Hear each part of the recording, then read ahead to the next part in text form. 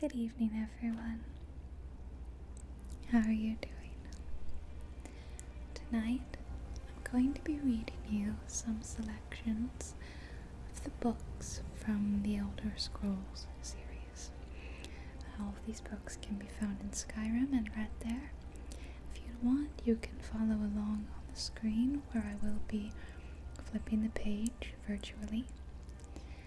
Otherwise, you can just sit, listen, put on your headphones so you can hear my voice moving around your head as I read the stories to you. There's timestamps, by the way, on the bottom of the screen and in the description. You can jump to a certain story, and I have done 2 other videos like this. I'll put links to them too if you want more Skyrim book readings. So in no particular order, we're going to be reading The Mirror, The Locked Room, Breathing Water, Immortal Blood, The Cake and the Diamond, and Withershins. I mean, I'll be reading them in that order, but I didn't pick that order for any real reason. Okay, we're going to start with The Mirror, which is a block skill book in Morrowind, Oblivion, and Skyrim. And the author is Berdia Reens. Let's get started. The wind blew over the open plain, jostling the few trees within to move back and forth with the irritation of it. A young man in bright green turban approached the army and gave his chieftain's terms for peace to the commander. He was refused. It was to be battle. The Battle of Aincolor. So the chief Imbes had decreed his open defiance, and his horsemen were at war once again. Many times the tribe had moved into territory that was not theirs to occupy, and many times the diplomatic approach had failed. It had come to this, at long last. It was just as well with Mindathrax. His allies may win or lose, but he would always survive. Though he had occasionally been on the losing side of a war, never once in all his 34 years had he lost in hand-to-hand combat. The 2 armies poured like dual frothing streams through the dust, and when they met, a clamor rang out, echoing into the hills. Blood, the first liquor the clay had tasted in many a month, danced like a powder. The high and low battle cries of the rival tribes met in harmony as the armies dug into one another's flesh. Mindathrax was in the element he loved. After 10 hours of fighting with no ground given, both commanders called a mutual and honorable withdrawal from the field. The camp was positioned in a high-walled garden of an old burial ground, adorned by springtide blossoms. As Mindathrax toured the grounds, he was reminded of his childhood home. It was a happy and sad recollection. The purity of childhood ambition, all of his schooling and the ways of battle, but tinged with memories of his poor mother. A beautiful woman looking down at her son with both pride and unspoken sorrow. She never talked about what troubled her, but it came as no surprise to any when she took the walk across the moors and was found later, her throat slit open by her own hand. The army itself was like a colony of ants newly shaken. Within a half-hour's time after the end of the battle, they had reorganized as if by instinct. As the medicos looked at the wounded, someone remarked with a measure of admiration and astonishment, "Look at Mindathrax. His hair isn't even out of place." "He is a mighty swordsman," said the attending physician. "The sword is a greatly overvalued article," said Mindathrax, nevertheless pleased with the attention. "Warriors pay too much attention to striking and not enough in defending strikes. The proper way to go into battle is to defend yourself and to hit your opponent only when the ideal moment arises."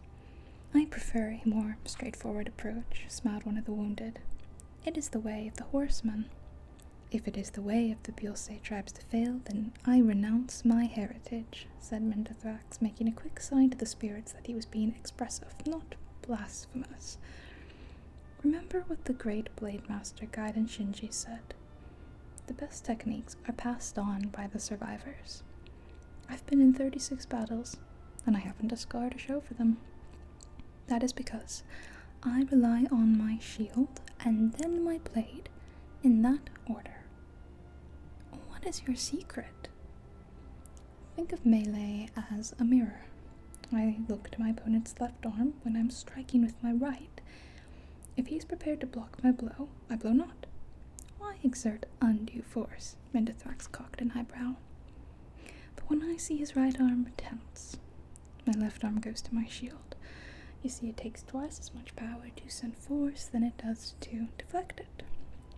When your eye can recognize whether your opponent is striking from above or at an angle, or in an uppercut from below, you learn to pivot and place your shield just so to protect yourself. I can block for hours if need be, but it only takes a few minutes or even seconds for your opponent, used to battering, to leave a space open for your own strike. What was the longest you've ever had to defend yourself? Asked the wounded man. I fought a man once for an hour's time, said Mindathrax. He was tireless with his bludgeoning, never giving me a moment to do up but block his strikes. But finally, he took a moment too long in raising his cudgel, and I found my mark in his chest.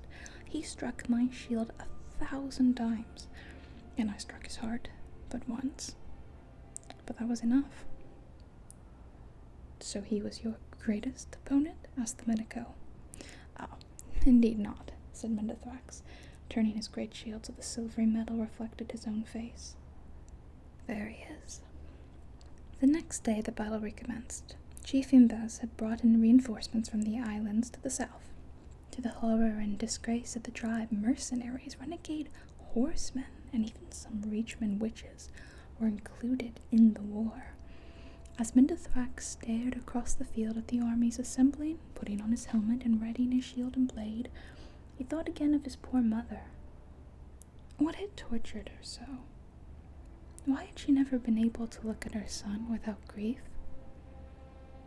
Between sunrise and sundown, the battle raged. A bright blue sky overhead burned down on the combatants as they rushed against one another over and over again. In every melee, Mindathrax prevailed. A foe with an axe rained a series of strokes against his shield, but every one was deflected until at last Mindathrax could best the warrior. A spear maiden nearly pierced the shield with her first strike, but Mindathrax knew how to give with the blow, throwing her off balance and leaving her open for his counter-strike. Finally, he met a mercenary on the field, armed with shield and sword and a helm of gold and bronze. For an hour and a half, they battled. Mindathrax tried every trick he knew. When the mercenary tensed his left arm, he held back his strike. When his opponent rose his sword, his shield rose too, and expertly blocked.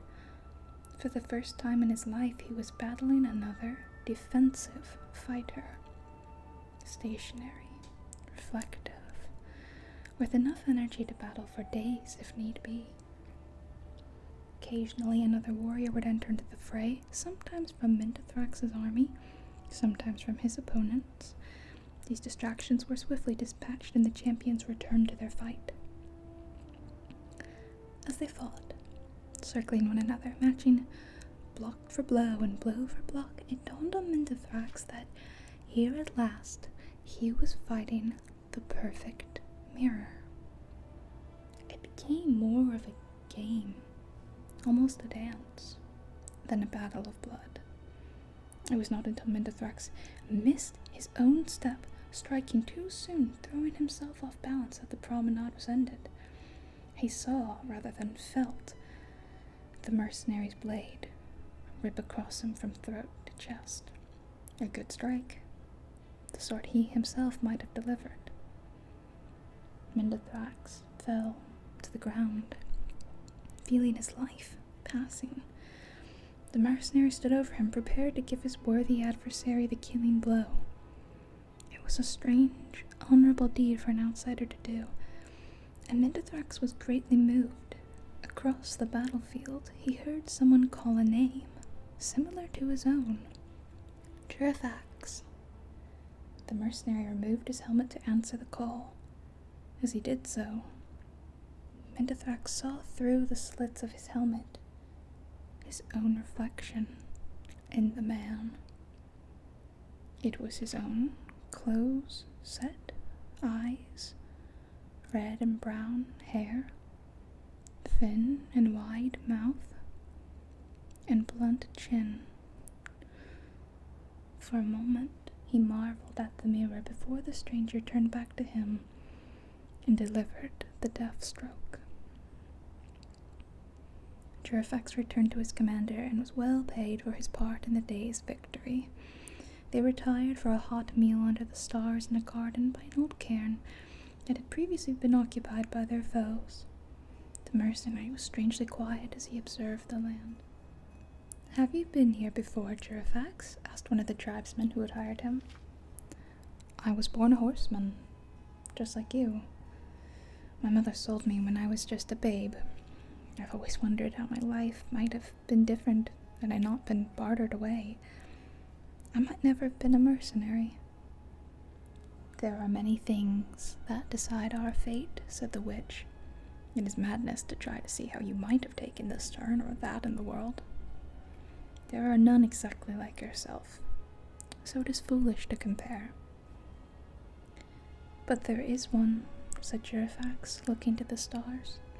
"My master, before he set me free, said that my mother had twin sons when I was born. She could only afford to raise but one child, but somewhere out there is a man just like me. My brother. I hope to meet him." The witch saw the spirits before her and knew the truth that the twins had already met. She remained silent and stared into the fire, banishing the thoughts from her head, too wise to tell all. Now we're going to read The Locked Room by Porbert Leightonley. This is a lock-picking skill book, as you may be able to guess from the title.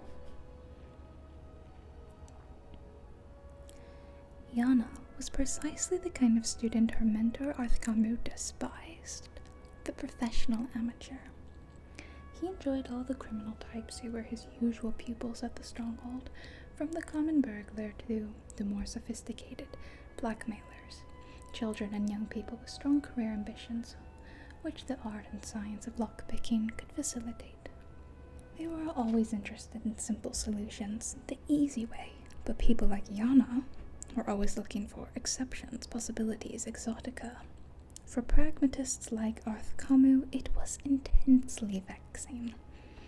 The red guard maiden would spend hours in front of the lock, prodding at it with her wires and picks, flirting with the key pins and driver pins, exploring the hull with the sort of casual fascination that no delinquent possesses.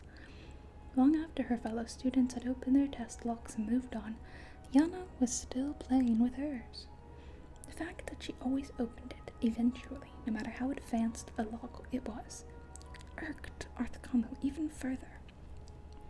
"You are making things much too difficult," he would roar, boxing her ears. "Speed is of the essence, not merely technical know-how. I swear that if I put the key to the lock right in front of you, you'd still never get around to opening it." Yana would bear Arthkamu's abuse philosophically. She had, after all, paid him in advance. Speed was doubtless an important factor for the picker trying to get somewhere he wasn't supposed to go with the city guard on patrol behind him, but Yana knew it wouldn't apply to her. She merely wanted the knowledge. Arthkamu did everything he could think of to encourage Yana to move faster. She seemed to perversely thrive on his physical and verbal blows, spending more and more time on each lock, learning its idiosyncrasies and personality. Finally, he could bear it no longer. Very late one afternoon, after Jan had dawdled over a perfectly ordinary lock. He grabbed the girl by her ear and dragged her to a room in the stronghold, far from the other students, an area they'd always been forbidden to visit. The room was completely barren, except for one large crate in the center. There were no windows and no other door except for the one leading in. Arthkamu slammed his student against the crate and closed the door behind her. There was a distinct click of the lock. "This is a test for my advanced students," he laughed behind the door. "See if you can escape." Yana smiled and began her usual slow process of massaging the lock, gaining information. After a few minutes had gone by, she heard Arthkamu's voice again call out from behind the door. "Perhaps I should mention that this is a test of speed. You see the crate behind you? It contains a vampire ancient who has been locked in here for many months. It is absolutely ravenous. In a few minutes' time, the sun will have completely set, and if you've not opened the door, you will be nothing but a bloodless husk." Yana considered, only for a moment, whether Arthkamu was joking or not. She knew he was an evil, horrible man, but to resort to murder to teach his pupil? The moment she heard a rustling in the crate, any doubts she had were erased. Ignoring all her usual explorations, she jammed her wire into the lock, thrust the pegs against the pressure plate, and shoved open the door. Arthkamu stood in the hallway beyond, laughing cruelly. "So now you've learned the value of fast work." Yana fled from Arthkamu's stronghold, fighting back her tears. He was certain that she would never return to his tutelage, but he considered that he had taught her, at least, a very valuable lesson. When she did return the next morning, Arthkamu registered no surprise, but indeed he was seething. "I'll be leaving shortly," she explained, quietly. "But I believe I've developed a new type of lock, and I'd be grateful if you'd give me your opinion of it." Arthkamu shrugged and asked her to present her design. "I was wondering if I might use the vampire room and install the lock. I think it would be better if I demonstrated it." Arthkamu was dubious, but the prospect of the tiresome girl leaving at last put him in an excellent and even indulgent mood. He agreed to give her access to the room. For all the morning and most of the afternoon, she worked near the slumbering vampire, removing the old lock and adding her new prototype. Finally, she asked her old master to take a look. He studied the lock with an expert eye and found little to be impressed with. "This is the first and only pick-proof lock," Yana explained. "The only way to open it is to have the right key." Arthkamu scoffed and let Yana close the door, shutting him in the room. The door clicked, and he began to go to work. To his dismay, the lock was much more difficult than he thought it would be. He tried all his methods to force it and found that he had to resort to his hated student's method of careful and thorough exploration. "I need to leave now," called Yana from the other side of the door. "I'm going to bring the city guard to the stronghold. I know it's against the rules, but I really think it's for the welfare of the villagers not to have a hungry vampire on the loose. It's getting dark, and even though you aren't able to unlock the door, the vampire might be less proud about using the key to escape. Remember when you said, if I put the key to the lock right in front of you, you'd still never get around to opening it?" "Wait," Arthkamu yelled back. "I'll use the key. Where is it? You forgot to give it to me." But there was no reply. Only the sound of footfall disappearing down the corridor beyond the door. Arthkamu began to work harder on the lock, but his hands were shaking with fear. With no windows, it was impossible to tell how late it was getting to be, or minutes that were flying by, or hours. He only knew that the vampire ancient would know. The tools could not stand very much twisting and tapping from Arthkamu's hysterical hands. The wire snapped in the keyhole. Just like a student, Arthkamu screamed and pounded on the door. but he knew that no one could possibly hear him. It was while, sucking in his breath to scream again, he heard the distinct creak of the crate opening behind him. The vampire ancient regarded the master locksmith with insane, hungry eyes, and flew at him in a frenzy. Before Athkamu died, he saw it, on a chain that had been placed around the vampire's neck while it had been sleeping, was a key. I quite enjoyed that. Next, we are going to read this is a skill book. It's an alteration skill book called Breathing Water by Halio Merm. He walked through the dry, crowded streets of Balfell, glad to be among so many strangers. In the wharfs he had no such anonymity. There they knew him to be a smuggler, but here he could be anyone. A lower-class peddler, perhaps, a student even. Some people even pushed against him as he walked past, as if to say, "We would not dream of being so rude as to acknowledge that you don't belong here." Serene Relis was not in any of the taverns, but he knew she was somewhere, perhaps behind a tenement window, or poking around in a dunghill for an exotic ingredient for some spell or another. Of the ways of sorceresses, he knew only that they were always doing something eccentric. Because of this prejudice, he nearly passed by the old Dunbar woman having a drink from a well. It was too prosaic, but he knew from the look of her that she was Serene Relis, the great sorcerer. "I have gold for you," he said to her back, "if you'll teach me the secret of breathing water." She turned around, a wide, wet grin stretched across her weathered features. "I ain't breathing it, boy. I'm just having a drink." "Don't mock me," he said stiffly. "Either you're Serene Relis and you will teach me the spell of breathing water, or you aren't. Those are the only possibilities."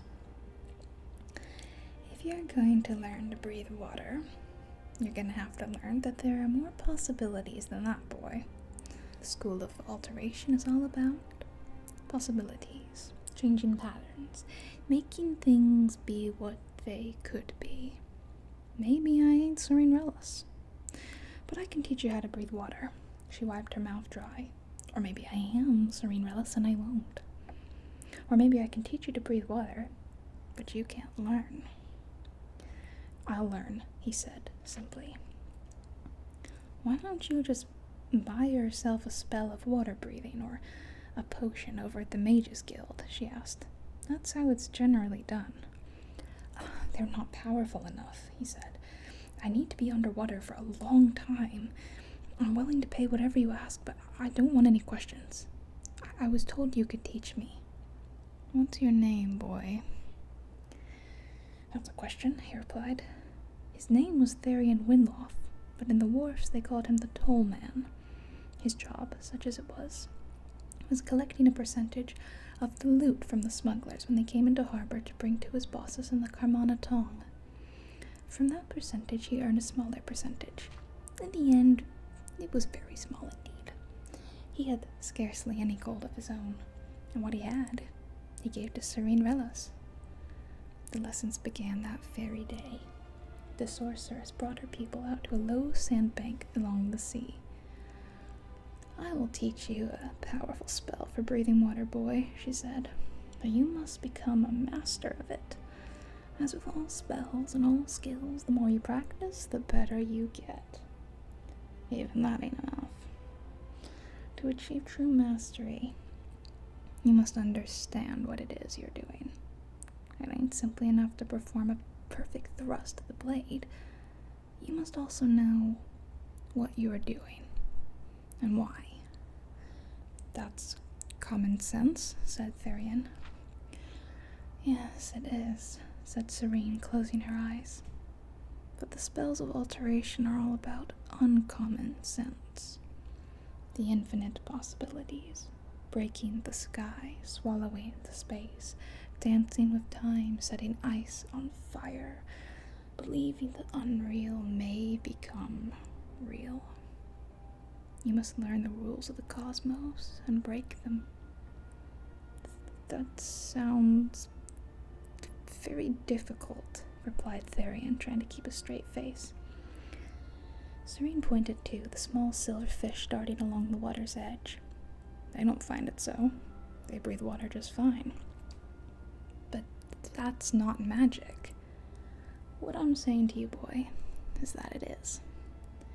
For several weeks, Serene drilled her student, and the more he understood about what he was doing and the more he practiced, the longer he could breathe underwater. When he found that he could cast the spell for as long as he needed, he thanked the sorceress and bade her farewell. There is one last lesson I have to teach you, she said. You must learn that desire is not enough. The world will end your spell no matter how good you are, and no matter how much you want it. That's a lesson I'm happy not to learn, he said, and left at once for the short journey back to the wharves of Tyr. The wharves were much the same, with all the same smells, the same sounds, and the same characters. He learned from his mates that the boss found a new tollman. They were still looking out for the smuggler ship, Moradrong, but they had given up hope of ever seeing it. Therian knew they would not. He saw it sink in the bay weeks ago. On a moonless night, he cast a spell and dove into the thrashing purple waves. He kept his mind on the world of possibilities, that books could sing, that green was blue, that the water was air, that every stroke and kick brought him closer to a sunken ship filled with treasure. He felt the magica surge all around him as he pushed his way deeper down. Ahead he saw a ghostly shadow of the Moradrong, its mast billowing in a wind of deep water currents. He also felt his spell begin to fade. He could break reality long enough to breathe water all the way back up to the surface, but not enough to reach the ship. The next night, he dove again, and this time the spell was stronger. He could see the vessel in detail, clouded over and dusted in sediment. He saw the wound in its hull where it struck the rocks. A glint of gold beckoned from within. But he felt reality closing in and he had to surface. The third night, he made it into the steerage, past the bloated corpses of the sailors, nibbled and picked apart by fish, their glassy eyes bulging, their mouths stretched open. Had they only known the spell, he thought briefly, but his mind was more occupied by the gold scattered along the floor that spilled from broken chests and sacks. He considered scooping as much as he could to carry into his pockets, but a sturdy iron box seemed to bespeak more treasures. On the wall was a row of keys. He took each down and tried it on the locked box, but none opened it.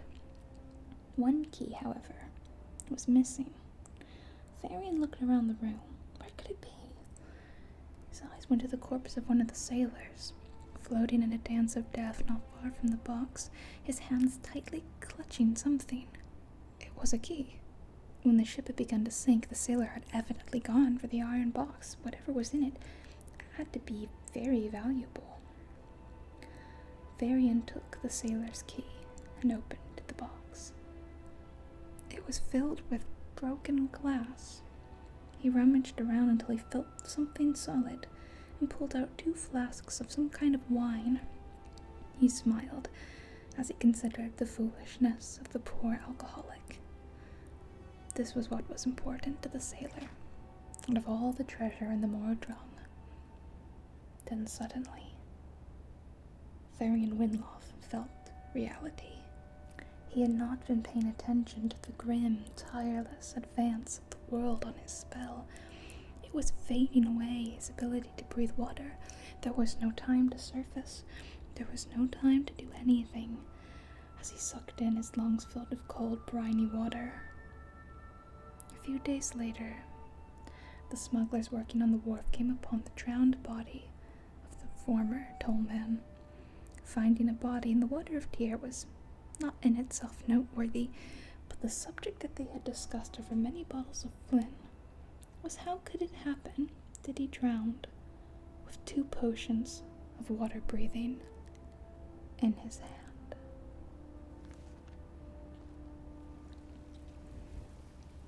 An interesting moral of that story, right?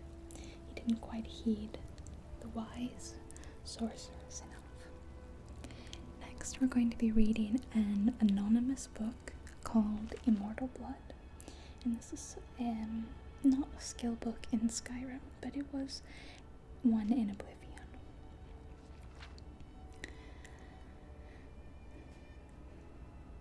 The moon and stars were hidden from sight, making that particularly quiet night especially dark. The town guard had to carry torches to make their rounds, but the man who came to call at my chapel carried no light with him. I came to learn that Movarf Bequeen could see in the dark almost as well as the light. An excellent talent considering his interests were exclusively nocturnal. One of my acolytes brought him to me, and from the look of him, I at first thought he was in need of healing. He was pale to the point of opalescence, with a face that looked like it had once been very handsome, before some unspeakable suffering. The dark circles under his eyes bespoke exhaustion, but the eyes themselves were alert, intense, almost insane. He quickly dismissed my notion that he himself was ill, though he did want to discuss a specific disease. Vampirism, he said, and then paused at my quizzical look. I was told that you were someone I should seek out for help understanding it. Who told you that? I asked with a smile. Tessina Gray? I immediately remembered her. A brave, beautiful knight who had needed my assistance separating fact from fiction on the subject of the vampire. It had been 2 years, and I had never heard whether my advice had proved effective. You've spoken to her? How is her ladyship? I asked. Dead, Movarf replied coldly, and then responding to my shock, he added to perhaps soften the blow. She said your advice was invaluable, at least for the one vampire. When last I talked to her, she was tracking another. It killed her. The advice I gave her was not enough, I sighed. Why do you think it would be enough for you? I was a teacher once myself. Years ago, he said. Not in a university. A trainer in the Fighters Guild. But I know that if a student doesn't ask the right questions, the teacher cannot be responsible for his failure. I intend to ask you the right questions. And that he did. For hours he asked questions and I answered what I could, but he never volunteered any information about himself. He never smiled. He only studied me with those intense eyes of his, committing every word I said to memory. Finally, I turned the questioning around. You said you were a trainer at the Fighters Guild. Are you on an assignment for them? No, he said curtly. And I could detect some weariness in those feverish eyes of his. I would like to continue this tomorrow night, if I could. I need to get some sleep and absorb this. You sleep during the day, I smiled. To my surprise, he returned the smile, though it was more of a grimace. When tracking your prey, you adapt their habits. The next day he did return with more questions, these ones very specific. He wanted to know about the vampires of eastern Skyrim. I told him about the most powerful tribe, the Volkihar clan, paranoid and cruel, whose very breath could freeze their victims' blood in their veins. I explained to him how they live beneath the ice of remote and haunted lakes, never venturing into the world of men except to feed. Movarf Bequeen listened carefully and asked more questions into the night, until at last he was ready to leave. I'll not see you for a few days, he said, but I will return and tell you how helpful your information has been. True to his word, the man returned to my chapel shortly after midnight, 4 days later. There was a fresh scar on his cheek, but he was smiling that grim but satisfied smile of his. Your advice helped me very much, he said, but you should know that the Volkihar have an additional ability you didn't mention. They can reach through the ice of their lakes with without breaking it. It was quite a nasty surprise, being grabbed from below without any warning. How remarkable, I said with a laugh, and terrifying. You're lucky you survived. I don't believe in luck. I believe in knowledge and training. Your information helped me, and my skill at melee combat sealed the Bloodsucker's fate. I've never believed in weaponry of any kind. Too many unknowns. Even the best swordsmith has created a flawed blade, but you know what your body is capable of. I know I can land 1,000 blows without losing my balance, provided I get the first strike. Oh, the first strike, I murmured. So you must never be surprised. That is why I came to you, said Movarf. You know more than anyone alive about these monsters, and all their cursed varieties across the land. Now you must tell me about the vampires of northern Valenwood. I did as he asked, and once again his questions taxed my knowledge. There were many tribes to cover. The Bonsamu, who were indistinguishable from Bosmer except when seen by candlelight. The Kirilf, who could disintegrate into mist. The Yeketh, who swallowed men whole. The dread Telbuth, who preyed on children, eventually taking their place in the family, waiting patiently for years before murdering them, all in their unnatural hunger. Once again he bade me farewell, promising to return in a few weeks, and once again he returned as he said, just after midnight.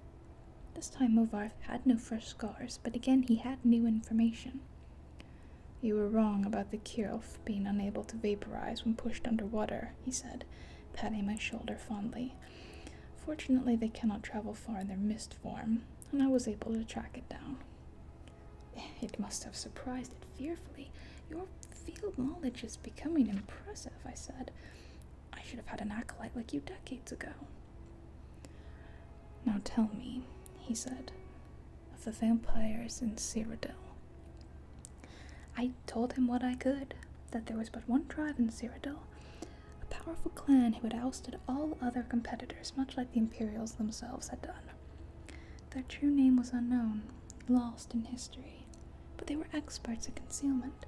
If they had kept themselves well fed, they were indistinguishable from living persons. They were cultured, more civilized than the vampires of the provinces, preferring to feed on victims while they were asleep, unaware. They'll be difficult to surprise, Movar frowned, but I will seek one out and tell you what I learn, and then you will tell me the vampires of High Rock and Hammerfell and Elsewhere and Black Marsh and Morvendt and the Somerset Isles, yes? I nodded, knowing that this man was on an eternal quest. He wouldn't be satisfied with but the barest hint of how things were. He needed to know it all. He did not return for a month, and on the night that he did, I could see his frustration and despair that there was no lights burning in my chapel. I failed, he said, as I lit a candle. You were right. I could not find a single one. I brought the light up to my face and smiled. He was surprised, even stunned by the pallor of my flesh, the dark hunger in my ageless eyes, and the teeth. Oh yes, I think the teeth definitely surprised the man who could not afford to be surprised. I haven't fed in 72 hours, I explained, as I fell on him. He did not land the first blow, or the last. What did you think of the twist? And did you recognize the name Movarf? I remember he was the master vampire in a quest that it's called Laid to Rest, with the little girl Helgi and the vampire Alva, and I don't know if you know, I assume that this is the same character, but of course I don't know that for sure. Now I'm going to read you The Cake and the Diamond by Athen Muendil, and this is also not a skill book in Skyrim, but it was an alchemy skill book in Morrowind. I was in the Rat and the Pot, a foreigner corner club in Aldrun, talking to my fellow rats when I first saw the woman. Now, Breton women are There they commented the rat in the pot.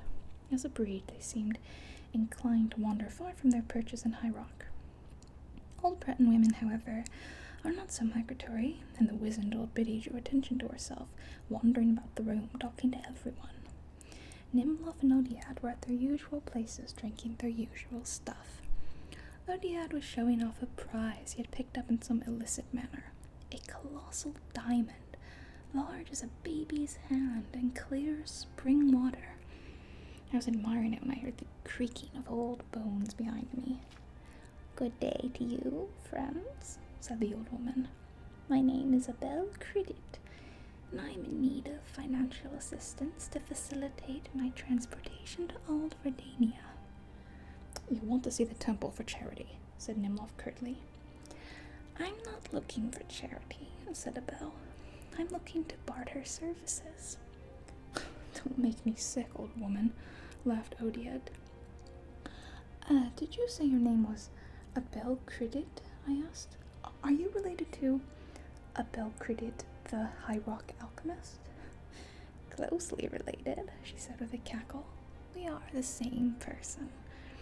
Perhaps I could prepare you a potion in exchange for gold. I notice that you have in your possession a very fine diamond. The magical qualities of diamonds are boundless." "Sorry, old woman, I ain't giving it up for magic. It was trouble enough stealing this one," said Odiad. "I've got a fence who'll trade it for gold." "But your fence will demand a certain percentage, will he not? What if I could give you a potion of invisibility in exchange? In return for that diamond, you would have the means to steal many more. Very fair exchange of services, I would say." "It would be, but I have no gold to give you," said Odiad. "I'll take what remains of the diamond after I've made the potion," said Abel. "If you took it to the Mages Guild, you'd have to supply all the other ingredients and pay for it as well. But I learned my craft in the wild, where no potion masters existed to dissolve diamonds into dust. When you must do it all by hand, by simple skill, you are blessed of remnants those fool potion makers at the guild simply swallow up." "That sounds all very nice," said Nimloth. "But how do we know your potion is going to work? If you make one potion, take the rest of Odiad's diamond, and leave, we won't know until you've gone whether the potion works or not." "Trust is so rare these days," sighed Abel. "I suppose I could make 2 potions for you, and there'd still be a little bit of the diamond left for me. Not a lot, but perhaps enough to get me to Old Redania. Then you could try the first potion right here and now, and see if you're satisfied or not." "But," I interjected, "you can make one potion that works, and one that doesn't, and take more of the diamond. You could even give a slow-acting poison, and by the time she got to Old Redania, you'd be dead." "Bleeding Cainarath, you Dunmer are suspicious. I'll hardly have any diamond left, but I can make 2 potions at 2 doses each, so you can satisfy yourself that the potion works and has no negative effects. If you still don't trust me, come along with me to my table and witness my craft if you'd like."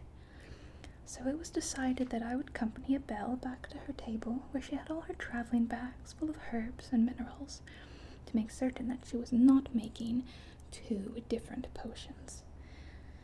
It took nearly an hour of preparation, but she kindly allowed me to finish her half-filled flagon of wine while I watched her work, splintering the diamond and powdering the pieces required the bulk of the time. Over and over again she waved her gnarled hands over the gem, intoning ancient enchantments, breaking the facets of the stone into smaller and smaller pieces. Separately she made pastes of minced bitter cream, crushed red bulbs of Delarcos Bay, and driblets of Ciliani oil. I finished the wine. "Old woman," I finally said with a sigh, "how much longer is this going to take? I'm getting tired of watching you work." "The Mages Guild has fooled the populace into thinking alchemy is a science," she said. "But if you're tired, rest your eyes." My eyes closed, seemingly of their own volition. But there had been something in that wine, something that made me do what she asked. I think I'll make up the potion as cakes. It's much more potent that way. Now tell me, young man, what will your friends do once I give them the potion? Mug you in the streets afterwards to retrieve the rest of the diamond, I said simply. I didn't want to tell the truth, but there it was. I thought so, but I wanted to be certain. You may open your eyes now. I opened my eyes. Abel had made a small presentation on a wooden platter, 2 small cakes, and a silver cutting knife. Pick up the cakes and bring them to the table, said Abel, and don't say anything, except to agree with whatever I say. I did as I was told. It was a curious sensation. I didn't mind being her puppet. Of course, in retrospect, I resented, but it seemed perfectly natural at the time to obey without question. Abel handed the cakes to Odiad, and I dutifully verified that both cakes were made the same way. She suggested that he cut one of the cakes in half, and she would take one piece and he'd take the other, just so he would know that they worked and weren't poisoned. Odiad thought it was a good idea, and used Abel's knife to cut the cake. Abel took the piece on the left and popped it into her mouth. Odiad took the piece on the right and swallowed it more cautiously. Abel and all the bags she was carrying vanished from sight almost instantly. Nothing happened to Odiad. Why did it work for the witch and not me? Cried Odiad. Because the diamond dust was only on the left side of the blade, said the old alchemist, through me. I felt her control lessening as the distance grew, and she hurried invisibly down the dark, Aldrun street, away from the rat and pot. We never found Abel Credit, or the diamond. Whether she completed her pilgrimage to Aldredania is anyone's guess. The cakes had no effect, except to give Odiad a bad case of the droops that lasted for nearly a week. That was a very fun book, and I enjoyed it greatly. We're going to read one more tonight, and it's called Withershins by Yaka Tawashi. And this is a restoration skill book. Okay. Alright, said Kazaga. Why don't you want to talk? Saki put down his mug of mead and just stared at his wife for a few seconds. Finally, grudgingly. Because every time I have a conversation, darling, it flows in alphabetical order. Just like I told you. I think the only way to stop is to not talk at all. Couldn't you just be imagining this? Said Kazaga patiently. It wouldn't be the first time you had an insane paranoid delusion. Remember when you thought the royal battle mage of Black Marsh was hiding behind every tree with lewd intent on making you, a middle-aged, fat, balding tailor, into his personal slave? You don't need to be ashamed, but it's Shokorath's way to make us all a little crazy sometimes. If you go to the healer... Damn it, Kazaga, snarled Saki and stomped out, slamming the door behind him. He nearly collided with Siasat, his neighbor. Excuse me, she said to Zaki's back. He clamped his hands over his ears as he stormed down the street, turning the corner to the tailor shop. His first customer was waiting out front, smiling widely. Saki tried to keep his temper under control and took out his keys, returning the customer's smile. Fine day, said the young man.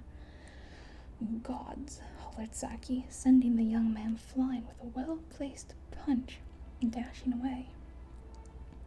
As much as he hated to admit that Kazaga was right, it was evidently time, once again, for one of the healer's herbal cocktails. Tarsu's Temple to Health, mental and physical, was several streets north. An impressive obelisk. Helka, the chief herbalist, met him before he came in the hall. How are you today, Sazaki-Saf? I need to make an appointment with Tarsu, said Zaki in his calmest voice. Just one moment.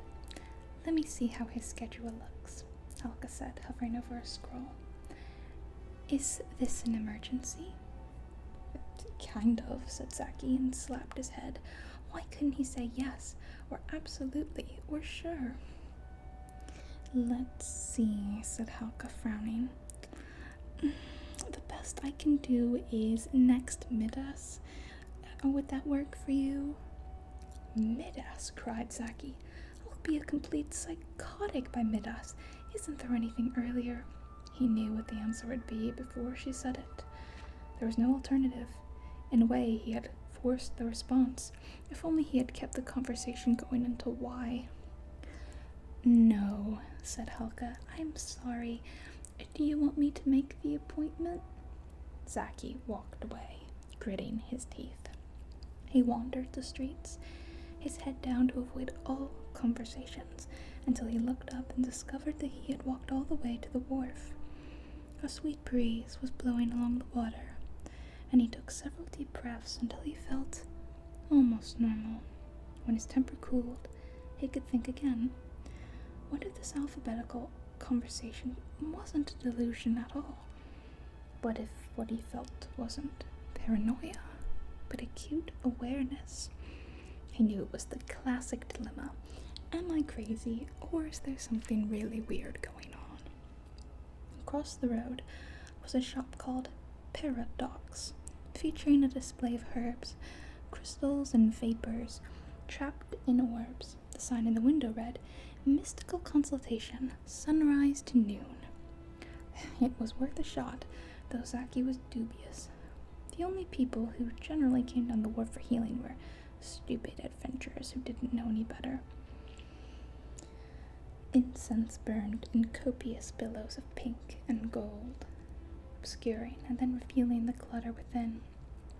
Death masks glowered down from the walls, smoking censers hung by chains from the ceiling, and the floor was a maze of bookshelves.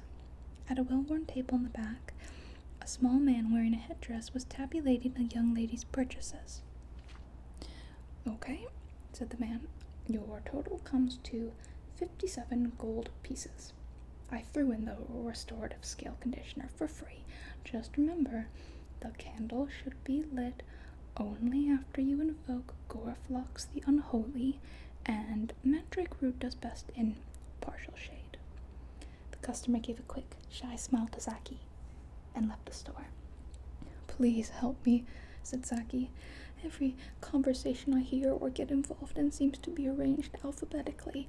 I don't know if I'm going insane or if there's some kind of bizarre forces at work. To be honest with you, I'm normally a skeptic when it comes to your type of business, but I'm at the end of my rope. Can you do anything to make this madness end? Quite a common problem, actually, said the man, patting Zaki on the arm. When you get to the end of the alphabet, do conversations then go to reverse alphabetical order, or start at the beginning of the alphabet? Reverse alphabetical order, said Zaki, and then corrected himself. Damn it, I mean, it starts from the beginning, all over again. I'm in agony. Can you call in the spirits and tell me, am I insane? Sariki, said the man, with a reassuring smile. I don't have to. You're quite sane. Thank you, said Zaki, frowning. By the way, my name's Zaki, not Sariki. Unusually close, eh? Said the man, patting Zaki on the back. My name's Octoplasm. Follow me, please. I think I have just what you need. Octoplasm led Zaki down the narrow corridor behind the desk. The two men pushed past dusty cabinets filled with strange creatures and liquids, past heaps of Neolithic stones, past stack after stack of moldering leather-bound books, into the dank heart of the store. There, he picked up a small, squat, cylindrical drum and a book and handed them to Zaki. Vampirism, Daedric possession, and Withershins therapy, said Zaki, squinting his eyes to read the book in the gloom. What in oblivion does this all have to do with me? I'm not a vampire. Look at this tan. And what's Withershins therapy, and how much will it cost me? Withershins, from the old Cyrodiilic Withershins, which means backwards, said Octoplasm in a serious tone. It's the art of reversing the things in order to gain access to the spirit world and break curses, cure vampirism, and trigger all manners of apotropaic healing. You know the story about the guy who was told that slaughterfish live in hot water, so he said, well, let's boil them in cold water?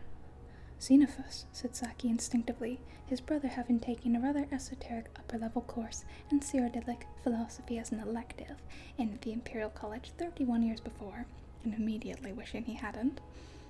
And what do you do with the cylindrical thingy? Octoplasm lit a candle and held the object over it so Saki could see more clearly. All along the cylinder were narrow slits, and when Saki peered within them, he saw a succession of old black and white drawings of a naked man leaping over boxes, one frame after the next. You spin it like so, said Octoplasm, slowly whirling the device clockwise so the man within leapt over the boxes over and over again. It's called a zoetrope. Pretty neat, eh? Now you take it and start spinning it counterclockwise, and while you're doing it, read the incantation I've marked in the book. Saki took the zoetrope and began spinning it counterclockwise over the candle so the little naked man within seemed to bound backwards over the boxes.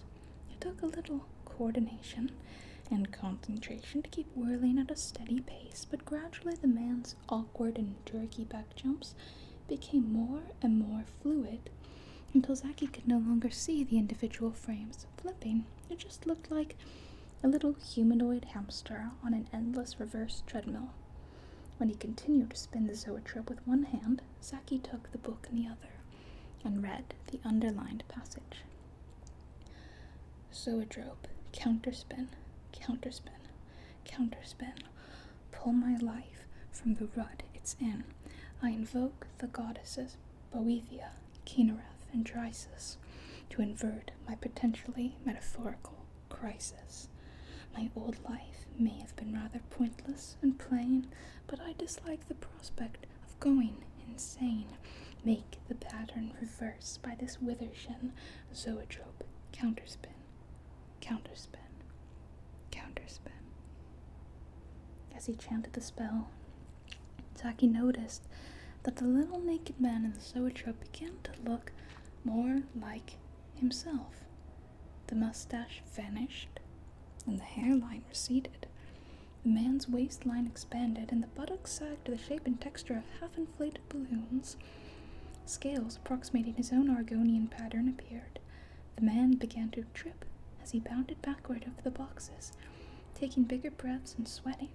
By the end, Saki reached the end of the incantation. His twin was clutching his chest and tumbling end over end the boxes in a freefall. Octoplasm took the zoetrope and the book from Saki's hands. Nothing seemed to have changed. No thunder had rumbled. No winged serpents had sprung out of Saki's head. No fiery explosions. But Saki felt that something was different. Good different. Normal. At the counter, when Saki pulled out his satchel of gold pieces, Octoplasm merely shook his head. Our treatment radicals such of effects term along the what sharp be can't we, naturally. Charge no. Feeling the first relief he had felt in days, Saki walked backwards out of the shop and down the road to his shop. So, I'm sure you noticed, but the first line of every spoken dialogue was in alphabetical order from A to Z, and at the very end, what Octoplasm said backwards is, no charge. Naturally, we can't be sure what the long-term effects of such radical treatment are. So everything is now happening backwards.